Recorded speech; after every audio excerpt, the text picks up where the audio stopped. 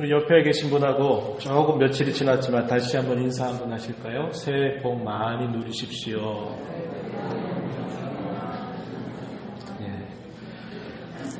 벌써 며칠이 지나니까 또 낡은 해가 된 느낌이 드시죠? 하지만 오늘은 우리가 신년 주일로 맞았습니다. 2019년 첫 주일입니다. 새해 여러분 자신들, 그리고 여러분의 가정, 또 여러분의 일터, 그리고 우리가 사랑하는 이 교회에 하나님의 은혜와 복 주심이 함께하기를 축복합니다. 새해를 시작하면서 계속적으로 하나님 앞에서 우리 교회가 이러한 교회, 이러한 성도가 되기를 저는 기대합니다. 이미 우리 모든 성도들께서도 잘 알고 계시겠지만 우리 교회가 어떤 교회가 되기를 원하는가, 기도 때마다 항상 이 문구를 빼놓지 않습니다. 하나님의 말씀이 흥왕에서 세력을 얻는 교회 되도록, 성령님의 위로 가운데 든든히 서가는 교회가 되도록 이러한 기도를 계속 드려왔습니다. 2019년도 우리 모든 성도들이 이러한 교회로 아름답게 잘 만들어가는 복된 한 해가 되었으면 좋겠습니다. 오늘과 다음 주일을 통해서 이 말씀을 하나씩 살펴보려고 합니다. 오늘 먼저 말씀이 흥왕하여 세력을 얻는 교회라는 그런 제목으로 함께 은혜를 나누고자 합니다. 우리가 읽은 이 사도행전 이 말씀은 그리스도께서 승천하시고 난 다음에 주의 교회가 어떻게 시작이 되었는지, 교회가 어떻게 곳곳마다 퍼져나갔는지를 보여주는 역사적인 기록을 담고 있습니다. 그래서 우리가 성경을 분류할 때 이 사도행전은 역사서로 분류하고 있습니다. 교회가 시작되고 교회가 확장된 이 사실들은 하나님의 말씀의 전파와 그 말씀과 함께 역사하시는 성령의 역사와 함께 하였습니다. 교회의 부흥과 교회의 성장은 항상 하나님의 말씀과 함께 이루어짐을 성경은 우리에게 잘 보여줍니다. 이러한 증언들을 우리가 사도행전의 말씀을 통해서 살펴볼 수 있습니다. 몇 가지 예를 한번 들어보지요. 사도행전 2장 42절 말씀해 보면 이렇게 말합니다. 그들이 사도의 가르침을 받아 서로 교제하고 떡을 떼며 오로지 기도하기를 힘쓰니라. 4장 31절 가서 보면 무리가 다 성령이 충만하여 담대히 하나님의 말씀을 전하니라. 이렇게 말합니다. 5장 42절 보면 또 이렇게 말해요. 그들이 날마다 성전에 있든지 집에 있든지 예수는 그리스도라고 가르치기와 전도하기를 그치지 아니하니라. 이렇게 표현했습니다. 6장 7절에서는 하나님의 말씀이 점점 왕성하여 예루살렘에 있는 제자의 수가 더 심히 많아지고 허다한 제사장의 무리도 이 도에 복종하니라. 이렇게 기록합니다. 12장 24절은 간단하게 하나님의 말씀은 흥왕하여 더하더라. 이렇게 표현했고요. 13장 49절에도 보면 주의 말씀이 그 지방에 두루 퍼지니라. 이렇게 표현했습니다. 오늘 우리가 읽은 이 말씀의 마지막 절에도 보면요. 19장 20절 이와 같이 주의 말씀이 힘이 있어 흥하여 세력을 얻으니라. 이렇게 표현했습니다. 사도행전 20장 32절 가서 보면 바울 사도가 에베소 장로들에게 부탁하는 말씀 가운데 이렇게 말합니다. 지금 내가 여러분을 주와 및 그 은혜의 말씀에 부탁하노니 그 말씀이 여러분을 능히 든든히 세우사 거룩하게 하심을 입은 모든 자 가운데 기업이 있게 하시리라. 이렇게 말합니다. 이러한 다양한 말씀들이 사도행전 곳곳마다 증언으로 기록되고 있고, 이러한 말씀이 주어지기 전 예수님이 승천하실 때 이런 말씀을 또 하셨던 걸 기억하죠. 사도행전 1장 8절 말씀에 보면 오직 성령이 너희에게 임하시면 너희가 권능을 받고 예루살렘과 온 유대와 사마리아와 땅 끝까지 이르러 내 증인이 되리라. 이런 말씀을 전달하시게 됩니다. 그래서 하나님의 말씀의 전파, 확장, 그리고 그 말씀과 함께 끊임없이 역사하시는 성령이 함께함으로 말미암아 교회가 시작이 되고 그 교회가 곳곳마다 퍼져나가는 이런 역사가 계속되었음을 우리에게 전달해 주고 있습니다. 이와 같이 말씀과 성령의 역사는 함께 이루어지고 이것을 바탕으로 해서 전도하기도 하고 가르치기도 하고 교제하기도 하고 나누고 섬기기도 하였습니다. 교회가 감당해야 되는 이런 다양한 일들 가운데서 하나님의 말씀이 역사하는 것, 이것이 가장 기본적이고 가장 중요하고 모든 것의 미천이 된다는 것을 우리에게 가르쳐 주고 있는 겁니다. 하나님의 말씀에 이런 역사가 없이 참된 교제가 이루어질 수가 없고 전도가 이루어질 수 없고 또 가르칠 수가 없다는 것을 말합니다. 교회 가운데서 참으로 봉사하고 섬기는 일조차도 하나님 말씀의 역사가 없이는 이루어지지 않는다는 것을 우리에게 잘 보여줍니다. 오늘 우리가 읽은 이 본문의 말씀을 한마디로 가장 잘 요약한 말씀은 20절 말씀이에요. 마지막 절 말씀에 보면 이와 같이 주의 말씀이 힘이 있어 흥왕하여 세력을 얻으니라 이렇게 표현되어 있습니다. 이 말씀을 통해서 우리가 함께 이제 생각을 해보려고 하는데요. 20절 앞부분에 이와 같이 이렇게 표현할 때는 앞에 어떠한 사건들이 있었다는 것을 이야기하는 겁니다. 이것처럼 이렇게 되었다 이렇게 설명하는 겁니다. 이와 같이에 대한 내용들이 우리가 읽은 이 본문 속에 이렇게 설명이 되고 있어요. 한번 그 부분을 잠시 살펴보도록 합니다. 오늘 우리가 함께 읽은 이 본문의 말씀은 바울 사도가 제3번째 전도 여행 가운데서 에베소라고 하는 지역에서 복음을 전했던 기록을 전달해 줍니다. 이 에베소 지역에서 약 3년 가까운 시간 동안 하나님의 말씀을 전하는데요. 이 에베소 지역은 대단히 종교적인 색채가 강한 지역으로 알려져 있습니다. 오늘 우리가 읽은 본문 사건을 보면요. 당시에 수많은 마술사들이 자신들이 가지고 있는 이 마술책들을 가져와가지고 이것을 태웠다고 이야기합니다. 그 태운 것을 값으로 환산하니까 은 5만 드라크마 정도가 될 만큼 많은 책들을 태워버렸다고 이야기합니다. 본문 19절에 그렇게 표현했어요. 이 5만 드라크마, 우리말 드라크마라는 말이 빠져 있는데 은 5만이라는 말은 은 5만 드라크마를 말합니다. 이것은 한 사람이 일했을 때 135년 동안 매일같이 일해서 하루 품삯으로 받는 것을 모은 액수에 해당될 만큼 엄청난 액수입니다. 오늘날 우리의 돈으로 한번 간단하게 환산해 보면 하루에 남성 노동자가 일을 한다 그럴 때 최소 5만 원을 받는다고 해봅시다. 이렇게 5만 원으로 계산하면 이 액수가 얼마냐면 24억 6천만 원 정도가 됩니다. 그리고 조금 많게 10만 원으로 만약에 계산해 보세요. 그러면 거의 50억에 육박하는 정도가 되는 겁니다. 책을 모아와서 태운 값이 그 정도가 된다는 얘기는 이 에베소 지역이 얼마나 이런 마술, 이런 종교에 깊이 물들여 있었는가 하는 것을 충분하게 보여주는 것입니다. 바울 사도와 그의 동역자들은 항상 전도 여행을 갈 때마다 했던 원칙이 있었어요. 그 원칙은 뭐냐면 항상 가장 먼저 그들이 복음 전하러 갈 때 들어갔던 곳은 회당을 먼저 들어갑니다. 이 회당이 뭐 하는 곳일까요?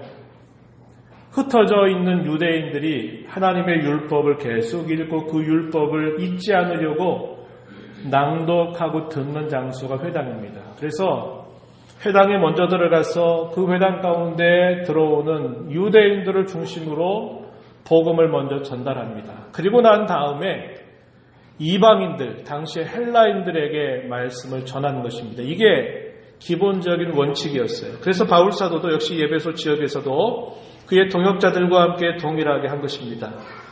처음에 3개월 정도는 회당을 중심으로 해서 하나님 나라의 복음을 전합니다. 그러자 사람들이 반대를 많이 하였고 또 공개적으로 그 도를 비방하는 일들 때문에 그곳에 계속 머물리기가 힘들었어요. 그래서 두란노 서원이라고 하는 곳으로 옮겨갑니다. 그리고 그곳에서 2년 정도의 시간 동안 계속 하나님 나라의 복음을 전하는데 오늘 기록에 보면 2년 동안 이 두란노 소원에서 복음을 전하다 보니까 당시에 아시아에 사는 거의 모든 사람들이 이곳을 거쳐가면서 주의 말씀을 들을 정도였다라고 이렇게 말합니다. 오늘 우리가 읽은 본문 8절로부터 10절 내용이 그것을 설명해줘요. 그러던 중에 하나님께서 바울을 통해서 놀라운 기적을 행하게 하십니다. 종교적인 마술이 무척이나 성행했던 그곳, 이 에베소 사람들에게는 일반적인 마술을 통해서 나타내는 기적들, 이런 것들은 아주 평범한 것이었습니다. 이런 것들은 사람들을 놀랍게 하는 그런 기적이 될 수 없었어요. 흔한 일이었기 때문이죠. 그래서 하나님께서는 깜짝 놀랄 만한 기적을 이들 가운데서 베풀어 주시는데요. 그냥 기적을 행하시는 게 아니었어요. 어떠한 매개들을 통해서 이러한 기적을 행하시는데 이 매개들을 사람들이 볼 수 있는 매개물들을 통해서 기적을 행하심으로써 사람들이 환심을 끌도록 그렇게 하나님께서 기적을 행하셨습니다. 오늘 우리가 읽은 본문 11절 12절 말씀 한번 잠시 보시죠. 이렇게 말합니다. 하나님이 바울의 손으로 놀라운 능력을 행하게 하시니 심지어 사람들이 바울의 몸에서 손수건이나 앞치마를 가져다가 병든 사람에게 얹으면 그 병이 떠나고 악귀도 나가더라. 손수건, 앞치마 별스럽지 않은 겁니다. 특별한 거 아니죠. 돈을 주고 이걸 사야 낀 애군이 사라진다라고 말하는 당시 무술 같은 그런 종교 형식이 아니었어요. 그냥 흔해 빠진 손수건이나 앞치마 그것만 접촉이 되어도 그것으로 인해서 병이 났고 심지어는 귀신 들린 사람이 남을 입을 정도의 기적을 행하니까 이 사건이 일파만파로 당시 에베소 사람들에게 퍼져나간 겁니다. 우리가 보통 할 수 있는 정도의 흔한 일들은 기적 같지도 않은 일들이에요. 그런데 하나님께서 2년 동안 말씀을 전파하시는 것과 함께 사람들이 듣도 보도 못한 그런 기적을 하나님이 행하심으로써 사람들이 이 바울 사도와 그의 동역자들에게 주목하도록 하나님께서 만드셨다고 하는 겁니다. 유대인들 가운데서도 마술사들이 많이 있었는데 이 유대인 마술사들이 바울 사도가 행하는 그런 기적을 보고서 나도 한번 해보겠다 이런 생각을 가지고 똑같은 기적을 재현하려고 애를 씁니다. 우리가 읽었던 말씀 가운데 한 제사장 스게와의 7 아들들도 그렇게 하려고 했습니다. 그래서 13절에 보니까 뭐라고 말하냐면 내가 바울이 전파하는 예수를 의지하여 너희에게 명한다 이렇게 말합니다. 당시에 예수라고 하는 이름은 유일한 이름이 아니었어요. 흔히 많이 지어졌던 이름입니다. 옛날에 영철이 우리 국어책에 보면 늘 등장하는 그런 흔한 이름들처럼 예수라고 하는 이름도 당시 사람들에게 있어서는 아주 독특한 이름이 아니었어요. 뜻은 굉장히 귀한 뜻을 가지고 있지만 이 예수라고 하는 이름이 흔해 빠졌습니다. 그러니까 이 유대인들이 뭐라고 말하냐면 그 흔해 빠진 이름 가운데 아무나 말하는 예수가 아니라 저 바울이라고 하는 사람이 말하는 저 예수의 이름으로 내가 명한다 이렇게 말하고서 병을 쫓아내려고 하는 그런 일을 행한 것이었어요. 기계적으로 문구를 따라하면 그런 일이 일어날 줄 알았습니다. 왜요? 그 당시에 그들이 행하는 마술 같은 이런 일들은 그대로 하라고 하면 하는 대로 되는 일이었다는 겁니다. 열려라 참게 하면 무조건 누가 가서 열려라 참게 하면 다 열려가는 그런 동화 같은 이야기 그런 식으로 생각을 했던 것입니다. 그런데 우리가 잘 아는 바와 같이 이러한 기적이 바울 사도 자신이 행한 겁니까? 아니죠.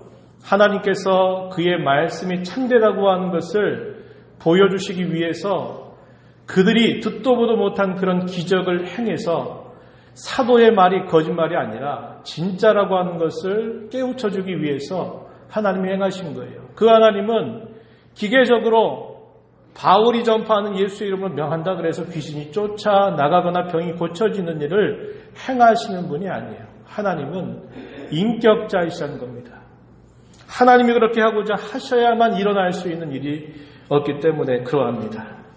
성령의 역사가 없이는 그런 기적은 일어날 수 없는 것이었어요.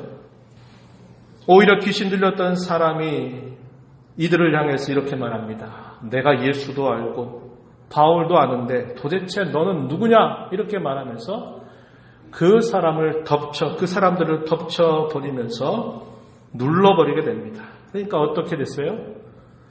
상한 몸으로 벗은 상태로 해서 그 집에서 도망칠 수밖에 없는 수모를 겪게 되었던 것입니다. 이 사건도 일파만파 그 에베소에 있는 많은 사람들에게 그 이야기가 화제거리가 되었을 것이에요.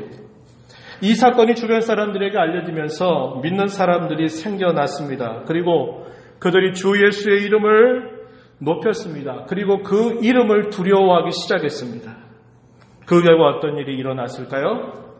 우리가 읽은 본문 18절, 19절 말씀 한번 보시죠. 이렇게 말합니다. 믿는 사람들이 많이 와서 자복하여 행한 일을 알리며 또 마술을 행하던 많은 사람이 그 책을 모아가지고 와서 모든 사람 앞에서 불사르니 그 책값을 계산한 즉 은 5만이나 되더라.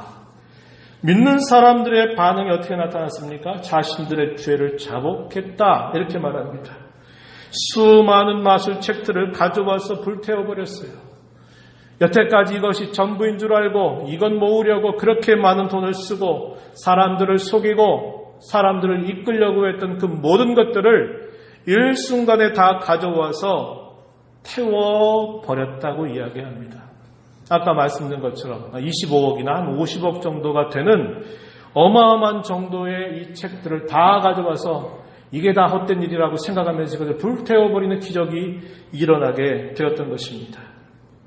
이것은 참된 회개의 모습을 잘 보여주는 사건이었어요.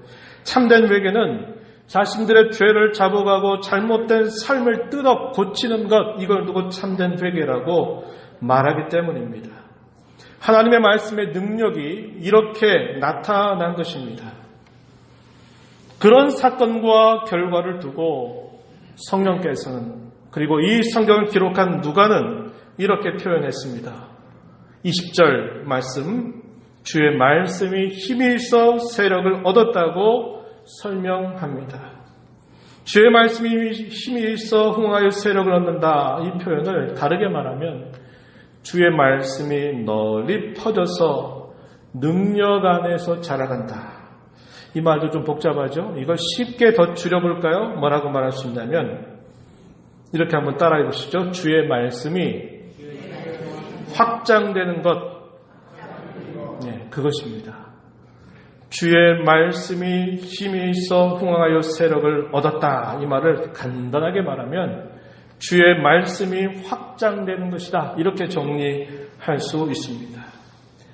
여기서 우리는 하나님의 말씀의 능력이 무엇인가를 생각하게 됩니다. 하나님 말씀의 능력은 기적을 행하느냐 행하지 않느냐에 달려있는 게 아닙니다. 기적은 일어날 수도 있어요. 반대로 일어나지 않을 수도 있습니다. 그것은 오직 하나님의 소관입니다. 하나님께 달려있어요.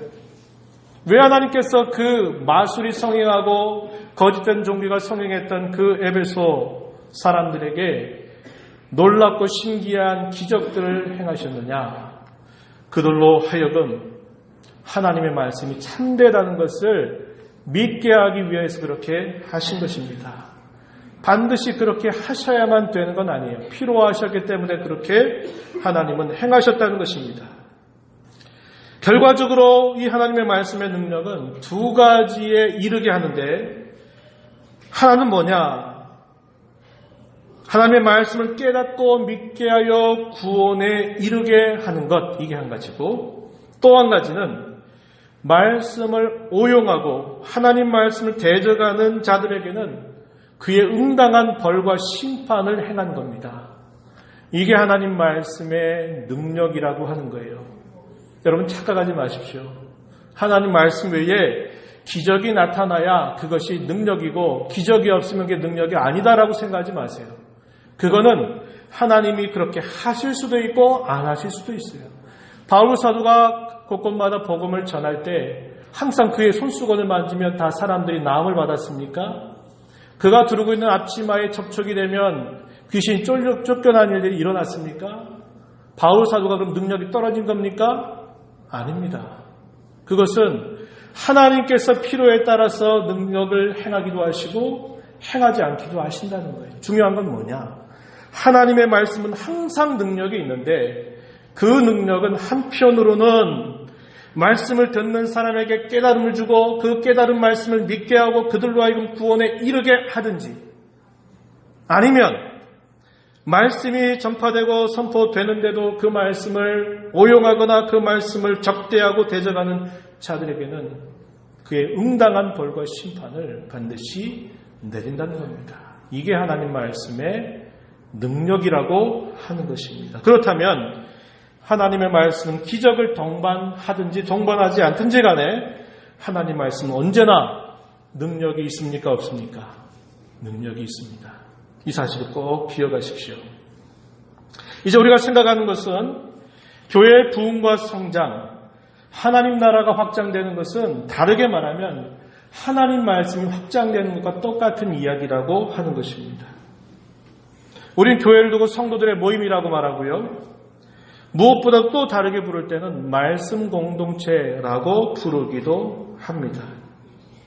그렇다면 하나님의 나라는 뭘 말할까요? 하나님의 나라는 하나님의 다스리심, 영적인 통치가 이루어지는 것을 두고 하나님의 나라다, 이렇게 부르고 있습니다. 이렇게 교회가 부흥하고 성장하는 것, 하나님 나라가 그의 통치를 확대함으로 계속적으로 확장되는 것, 이 모든 것들은 하나님의 말씀의 확장과 같이 이루어진다는 것을 우리는 알게 되는 것입니다. 이러한 교회의 부흥과 성장, 하나님 나라의 확장은 다른 어느 누구가 아니라 항상 나로부터 시작된다는 것을 꼭 기억하셔야 합니다. 그러한 일들이 내 주변에 일어나고 있고 그러한 일들이 어떤 사건이나 어떤 역사를 통해서 일어나고 있는데 정작 나는 거기에 아무런 관여가 되지 않는다. 아무런 상관이 없다. 소용없는 것입니다. 자기에게는 아무런 유익이 되지 않는 거죠. 새해를 시작하면서 저와 여러분 모두가 먼저 나 자신으로부터 이런 하나님의 말씀이 내게 확장되게 해달라고 하는 그런 기대를 가지고 우리가 이 새해를 전진해 가야 할 것입니다. 그렇다면 하나님의 말씀이 어떻게 나로부터 이루어져가고 확장될지 몇 가지 제가 이야기를 구체적으로 나누기를 원합니다. 첫 번째는 뭐냐? 하나님의 말씀을 듣고 읽고 배우고 그 말씀을 깨닫는 마음, 이게 가장 중요한 시작이라는 겁니다. 하나님의 말씀을 듣든지 말씀을 읽든지 그 말씀을 배우든지 무엇보다도 중요한 시작은 우리의 마음으로 그 말씀을 깨닫는 것이다 하는 것입니다. 아하, 이 뜻이었구나. 이 말씀이 옛날엔 몰랐는데 아하, 이러한 말씀이었구나 하는 것이 우리 마음속에 깨달아지는 것, 대단히 중요한 것이죠. 내가 대하는 말씀의 내용이 잘 깨달아지는 것, 그리고 그 깨달아지는 말씀이 내가 알고 있는 성경의 다른 곳곳에 있는 말씀들과 이렇게 하나하나 연결이 되기 시작한다고 한번 생각해 보세요. 굉장히 우리의 심령 속에 기쁨이 생겨납니다. 아, 창세기의 그 말씀이 오늘 읽은 이 말씀과 이렇게 연결되고 있구나. 성경의 단편들 조각조각들로 알고 있는 그 내용들이 마치 퍼즐이 하나씩 맞춰져 갈 때 기쁨이 있는 것처럼 하나님 말씀의 어떠한 내용들이 이렇게 저렇게 연결되면서 짝짝 맞춰져 가는 그런 경험을 하게 되는 것은 말씀을 읽고 듣고 배운 사람에게 큰 기쁨이 됩니다. 이러한 기쁨을 여러분들 한 해 동안 많이 누리시게 되기를 진심으로 바랍니다. 그래서 이 말씀이 이렇게 연결되는구나. 이 말씀이 이렇게 되는구나 하는 것을 여러분들이 많이 경험하게 된다면 이건 참 귀한 일이라는 겁니다. 모세는 광야 40년 생활을 마치고 이제 모압 평지 가나안 땅으로 들어가려고 하는 백성들에게 이렇게 설교한 바가 있습니다. 모세가 온 이스라엘을 소집하고 그들에게 이르되 여호와께서 애굽 땅에서 너희의 목전에 바로와 그의 모든 신하와 그의 온 땅에 행하신 모든 일을 너희가 보았나니 곧 그 큰 시험과 이적과 큰 기사를 내 눈으로 보았느니라. 그러나 깨닫는 마음과 보는 눈과 듣는 귀는 오늘 여호와께서 너희에게 주지 아니하셨느니라. 자, 분명하게 그들은 뭘 봤어요? 하나님이 행하시는 기적을 눈으로 목도하고 경험했습니다. 그런데 이것도 보고 저것도 봤죠. 광야 생활 지나오는 동안에 낮에는 구름 기둥을 통해서 밤에는 불 기둥을 통해서 그들의 가야 할 길을 안내하고 인도하는 걸 보았고, 먹을 것 마실 것 입을 것 없는 그 광야 땅에서 그들이 먹고 마시고 입을 것들을 하나님의 능하신 능력으로 해결받아 살아왔던 것, 매일매일은 기적의 연장이었다는 것입니다. 그럼에도 불구하고 그렇게 보고 경험했는데 뭐가 없다고요? 깨닫는 마음이 없다는 겁니다. 보는 눈이 없다, 듣는 귀가 없다는 겁니다. 본문에서는 여호와께서 너에게 주지 아니하셨다라고 말하지만 잘못 읽지 마세요. 하나님께 책임이 있구나, 이걸 말씀하시는 게 아니에요. 왜 그럴까요? 그들이 광야 생활 가운데 끊임없이 하나님을 거역하였고, 끊임없이 원망하였고, 끊임없이 대적하는 일들을 하게 되면서 그들에게 이러한 것들이 가려져 버렸다는 것을 성경은 보여주고 있어요. 깨닫는 마음이 없다면 하나님 말씀은 내 안에서 확장될 수가 없다는 거예요. 두 번째, 이 깨닫는 말씀이 우리 마음속에 깨달아지게 되면 우리의 생각이 바뀌고요, 우리의 가치관이 달라지게 돼 있다는 겁니다. 그러면서 분별력이 생겨나요. 로마서 12장 2절 말씀에 보면 너희는 이 세대를 본받지 말아라. 마음을 새롭게 함으로 변화를 받아서 하나님이 선하시고 기뻐하시고 온전한 뜻이 무엇인가를 분별하도록 해라. 마음이 새롭게 되어 하나님의 뜻을 찾아내라, 이렇게 표현했어요. 히브리서 5장 12절로부터 14절 말씀에 보면은 사도가 멜기세덱에 대한 이야기라면서 예수님의 제사장 직분을 설명하려고 하는데 그 말씀을 읽는 신자들이 말씀이 둔해가지고 이 구체적인 내용들을 설명하기가 어렵습니다. 안타까운 마음으로 그렇게 말하는 거예요. 단단한 음식은 못 먹고 젖이나 먹어야 할 자가 되었도다. 이는 젖을 먹는 자마다 어린 아이니 의의 말씀을 경험하지 못한 자요. 단단한 음식은 장성한 자의 것이니 그들은 지각을 사용함으로 연단을 받아 선악을 분별하는 자들이니라. 마지막 절 14절 특별히 주의를 요합니다. 장성한 자가 누구냐? 단단한 음식을 씹는 자와 같은데 그들은 뭘 생각한다고요? 뭘 사용해요? 지각을 사용함으로 연단받아서 무엇이 옳은지 그른지를 분별하는 자들을 장성한 자들이라고 이야기하고 있습니다. 그런데 안타깝게도 당시에 이 말씀을 대하는 신자들은 아직도 어린아이와 같이 젖이나 먹어야 될 형편이라고 안타까운 마음으로 표현하고 있다고 하는 것입니다. 하나님의 말씀이 우리의 심령 속에 깨달아지기 시작하면요, 우리에게 생각이 바뀌는 거야. 아, 내가 그걸 잘못 생각했구나. 아, 이게 아니로구나. 그러면서 우리의 생각이 바뀌고 우리의 가치관이 변화되기 시작합니다. 그러면 어떤 상황이나 어떤 처지에 빠지게 됐을 때, 아, 이게 어떻게 하는 것이 하나님이 기뻐하시겠구나. 아, 반대로 이렇게 하는 것은 하나님께서 기뻐하시지 않겠구나 하는 것에 대한 분별력이 생겨나기 시작한다는 거예요. 그러면 세 번째 어떻게 되느냐? 말과 행실로 반응하기 시작합니다. 말하는 게 바뀌어져요. 부정적이고 안 좋은 것들을 말하고 나쁘게 말했던 그 말이 이제 달라지기 시작하는 겁니다. 긍정적으로 말하게 되고 더 다른 사람에게 좋은 말을 할 수 있게 되고 또 다른 사람을 격려하는 말, 유익되는 말을 할 수 있는 말의 습관이 바뀌기 시작하고요. 그것은 우리의 행동의 변화를 또 역시 가져온다는 겁니다. 그래서 이렇게 말과 행실들이 변화가 생겨나게 되면 이게 쌓이게 되면 뭐가 될까요? 삶이 되는 겁니다. 삶이 돼요. 그래서 마침내는 우리의 삶의 변화를 가져오는 겁니다. 이게 뭐예요? 하나님의 말씀이 바로 나에게서 어떻게 이 말씀이 확장되어 가는 그 단계, 과정들을 제가 말씀드렸어요. 뭘 얘기했습니까?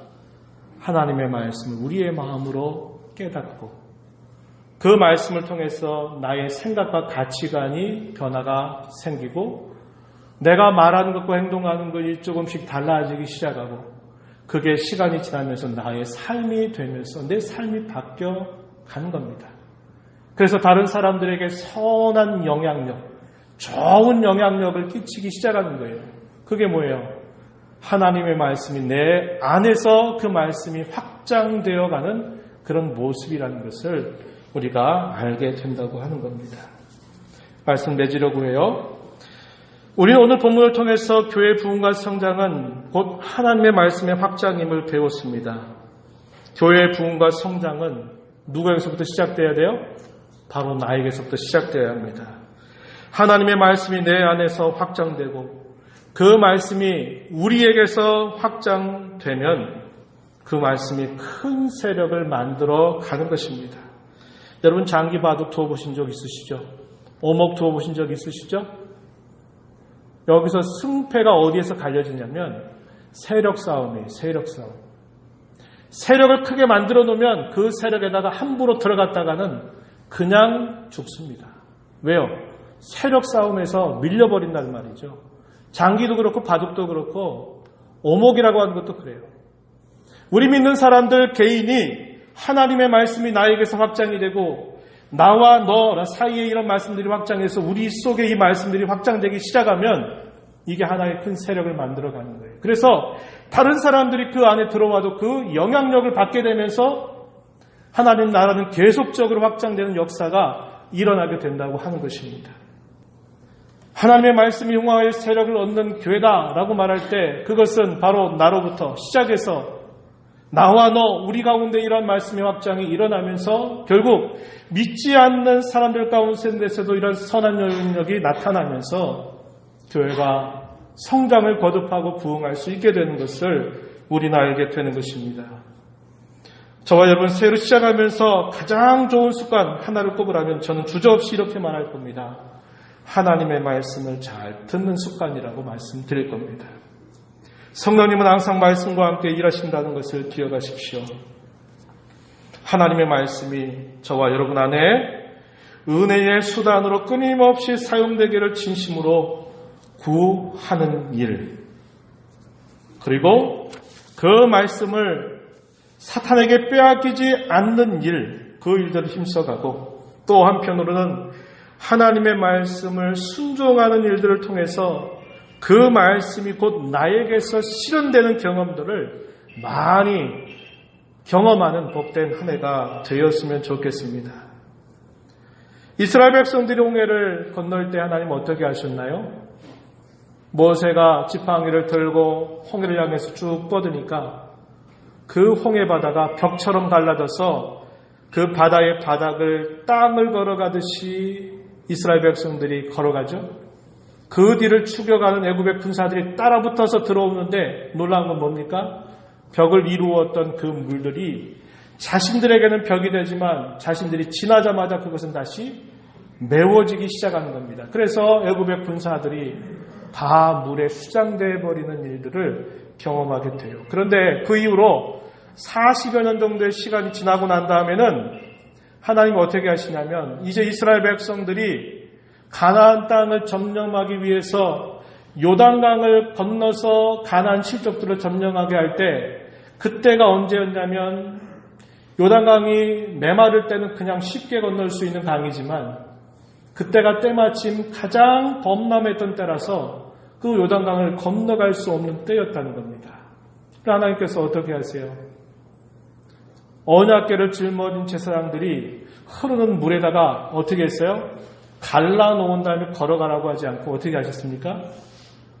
언약궤를 든 채로 가라 그랬어요. 믿고 가라 그랬습니다. 그래서 그 말씀을 따라서 언약궤를 짊어진 제사장이 딱 발을 내딛으니까 어떤 일이 생겨요? 내딛는 곳에 물이 갈라집니다. 한 걸음 두 걸음 옮겨가면서 계속 흘렀던 그 물들이 계속 갈라지면서 벽을 이루어서 가게 만들었어요. 이 사건이 뭘 보여줄까요? 하나님 말씀을 경험하잖아요.